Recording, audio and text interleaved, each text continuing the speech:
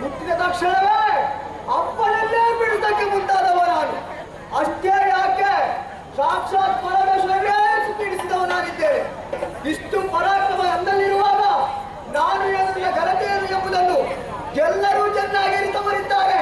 ಶನಿ ಬಂದ ತಕ್ಷಣವೇ ನೋಡಿ ನೋಡಿ ಹೆದರುವಂತ ಆ ಚಂದವನ್ನು ನೋಡಬೇಕು. ಏನಂತೆ ಏನಂತೆ ಅಲ್ಲಿ ಆಗುತ್ತಿರುವ ಭರಭೂಮಿಯಾದಂತೆ ನಳ. ಈಗ ಸಿಕ್ಕಿ ಬಿದ್ದ. ಇಷ್ಟು ಸಮಯ ಕಾದು ಬಿಟ್ಟದ್ದು ನಾನು. ಏನು ಮಾಡುವುದು? ಇವನನ್ನು ಹೇಗಾದ್ರೂ ಮಾಡಿ ಬಿಡಿಸಬೇಕು ಎನ್ನುವ ಕಾರಣಕ್ಕೆ ಬೇಕಾಗಿ ಮಾಡಿಲ್ಲ. ಒಂದು ತಪ್ಪು ಮಾಡಿಬಿಟ್ಟನಲ್ಲ. ಸಂಧ್ಯಾ ಕಾಲಕ್ಕೆ ಸ್ನಾನವನ್ನು ಮಾಡದೆ ಕೈಕಾಲನ್ನು ತೊಳೆಯದೆ ನೀರನ್ನು ಕುಡಿದವರಿದ್ದಾರೆ. ಆಗ ಇದನ್ನು ಬಿಡಿಸಬೇಕಾಗಿದೆ. ಏನು ಹೀಗೆ ಹೋಗುವುದಾ? ಆಹಾ, ಸ್ವಲ್ಪ ವೇಷವನ್ನು ಬದಲು ಮಾಡಬೇಕು.